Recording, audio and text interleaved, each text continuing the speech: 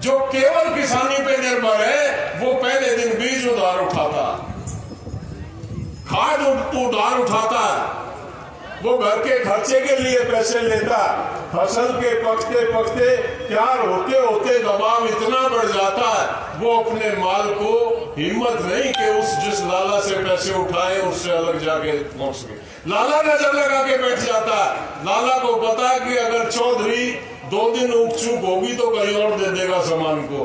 लाला ही नहीं ले देता किसान को, वहां जाके तोड़ लेता। मैंने तो राजस्थान में और देखा, सुबह टम्पू और टम्पू में कांटा लेके निकलते हैं और वो तलाश करते हैं, गांव में ये पता कर लेते हैं कि फलाने का अनाज कब उठ रहा।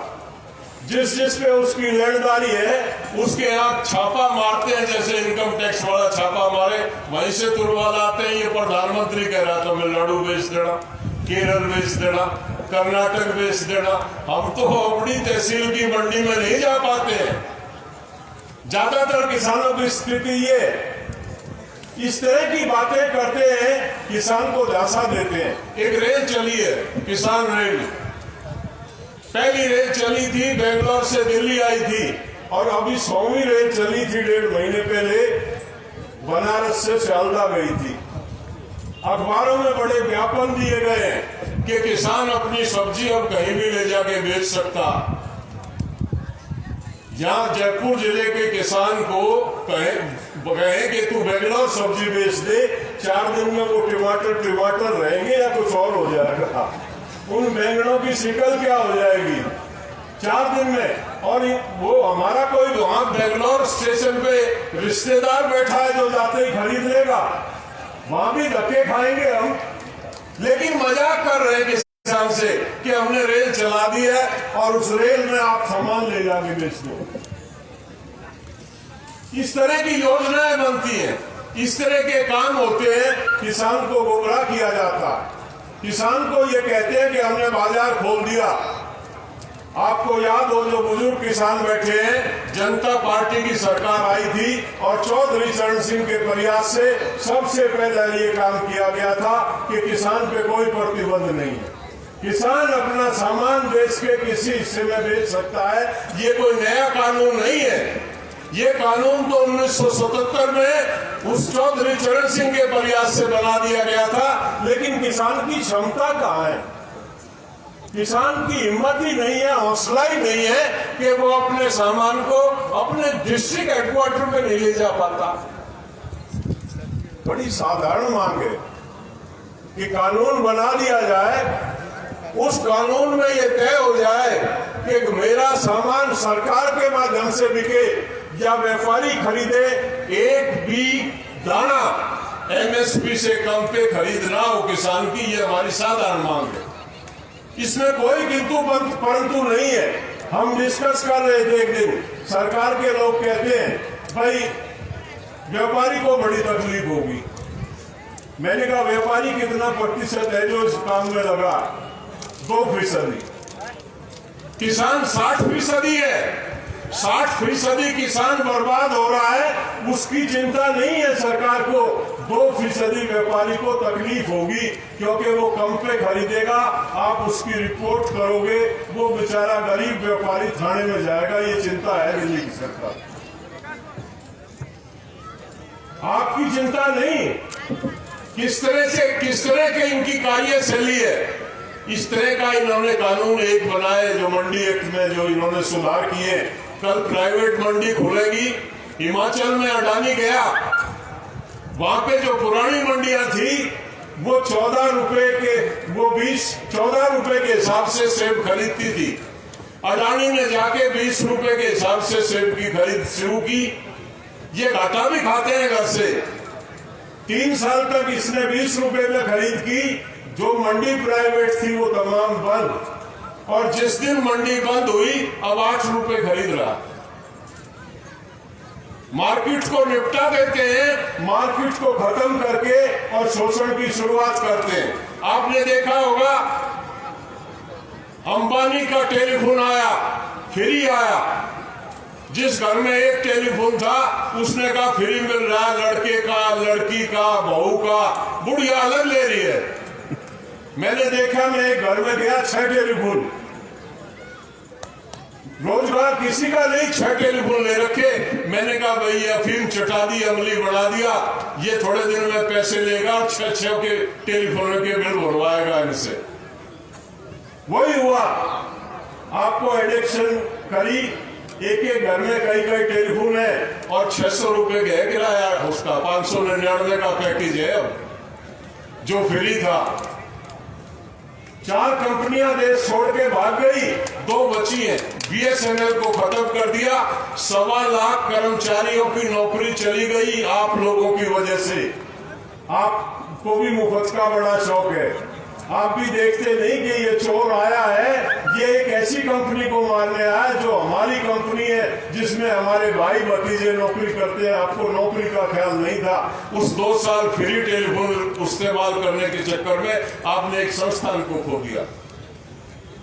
इनका मंत्री बयान दे रहा, पिछले हफ्ते आंदोलन चला हुआ है, देश लड़ रहा, इनको डर नहीं है आपका।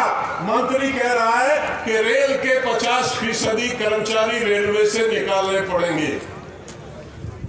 11.5 लाख कर्मचारी रेलवे में काम करते हैं, 50% कर्मचारियों की छुट्टी करने की बात कर रहे हैं। ये सरकार में आए थे तो इनका वायदा था कि 2 करोड़ नौकरी देंगे प्रति वर्ष।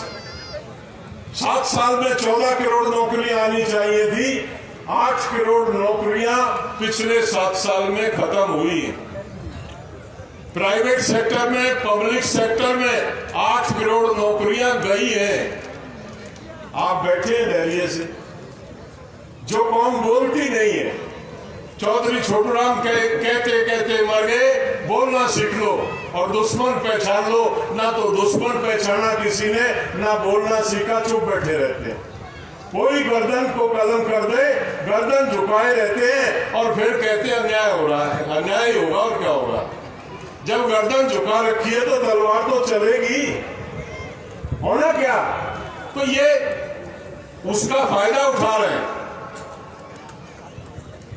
कॉन्ट्रैक्ट फार्मिंग में ये साइज, उस कानून में लिखा है कि कंपनी के हिसाब का साइज नहीं होगा तो कंपनी आपके सामान को रिजेक्ट कर सकती है।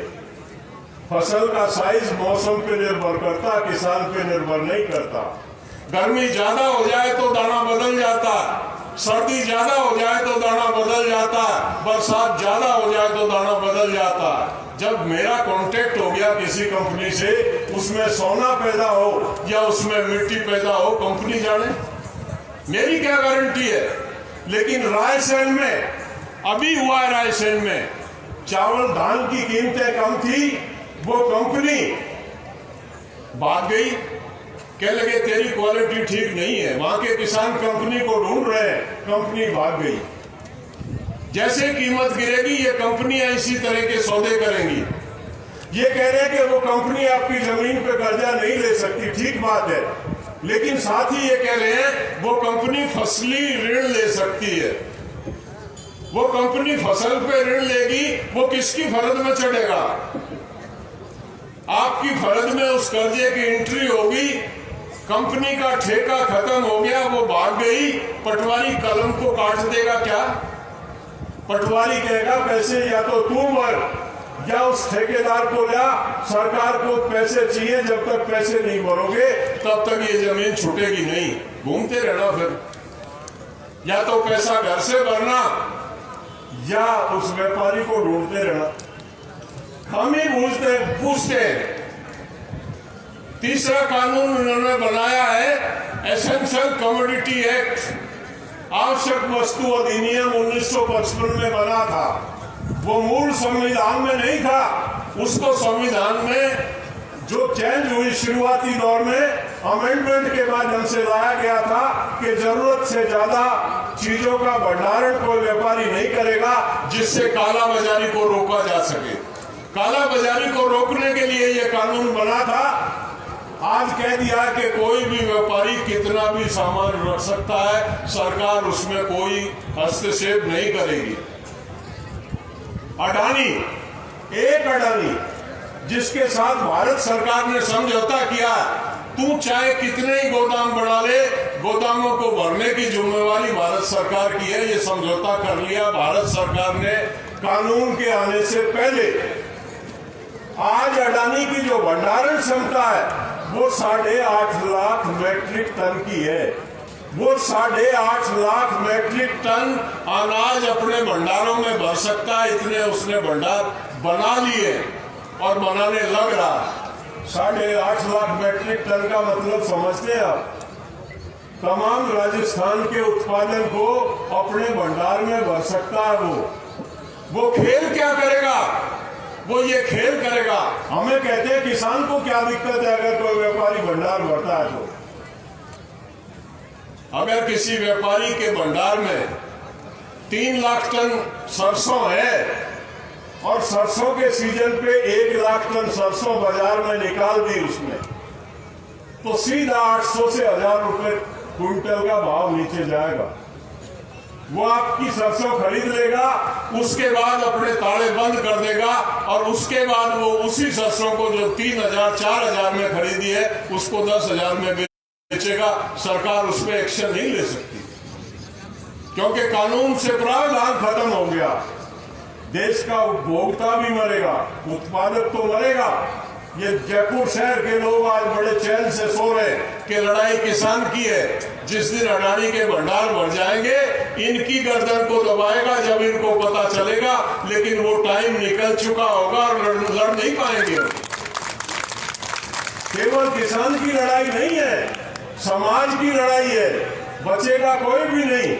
किसान जिंदा है तो मजदूर जिंदा है, किसान जिंदा है तो व्यापारी जिंदा है। किसान के घर में पैसा आता है तो मजदूर के घर में भी पैसा जाता है। किसान के घर में पैसा आता है तो बाजार में भी पैसा आता है। चौधरी चरण सिंह कहा करते थे, किसी भी इलाके को अगर देखना है, किसी भी इलाके को समझना है, उस इलाके के कस्बे में चले जाओ। अगर कस्बे में लाला की दुकान में कनस्तर में दाल सेव पड़ी है तो देख लेना इलाके का खसका लिखड़ा पड़ा कुछ नहीं इलाके में। और कहीं जाओ किसी कस्बे में अच्छे शोरूम में लाला के चेहरे पे रौनक है तो अंदाजा लगा लेना कि इलाके में लोग ठीक ठाक हैं। किसी भी इलाके का बाजार उस इलाके के बारे में बता देता। चौधरी चरण सिंह का यही कहने का आशय था, ना व्यापारी को अलग किया जा सकता किसान से, ना मजदूर को अलग किया जा सकता किसान से।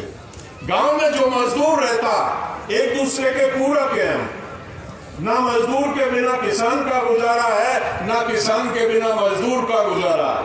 और मजदूर की बात छोड़ो, गांव में जो दस्तकार है, लोहार है, कुम्हार है, खाती है, सुनार है, ABCD जो भी दस्तकार है, बुनकर है, उसकी भी रोजी रोटी उसी किसान की अर्थव्यवस्था के हिसाब से चलती है। अगर किसान ठीक होता है तो उसकी हालत भी ठीक होती है। किसान के साथ पूरा समाज जुड़ता है।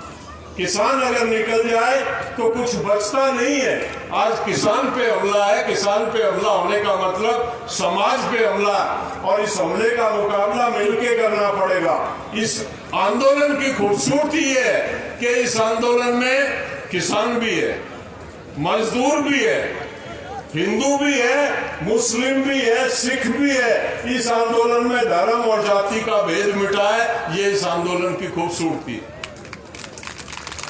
चौधरी चरण सिंह ने हमेशा ये कहा था, इस देश की विडंबना, इस देश का किसान किसान बन के वोट नहीं करता। जिस दिन इस देश का किसान जाति और धर्म को छोड़ के किसान बन के वोट कर देगा, उस दिन इस देश से शोषण खत्म हो जाएगा। लेकिन हमने उन महापुरुषों को समझा नहीं, उनकी बात को समझा नहीं। जब भी वोट का महत्व आता, टाइम आता, तो हम जाति और धर्म में बढ़ जाते हैं। और जो आज सत्ता में बैठे हुए हैं, इनके पास कोई एजेंडा नहीं है। इन्होंने एक अफीम आपको चटा दी है धर्म की, एक धर्म की अफीम आपको खिला दी है। उस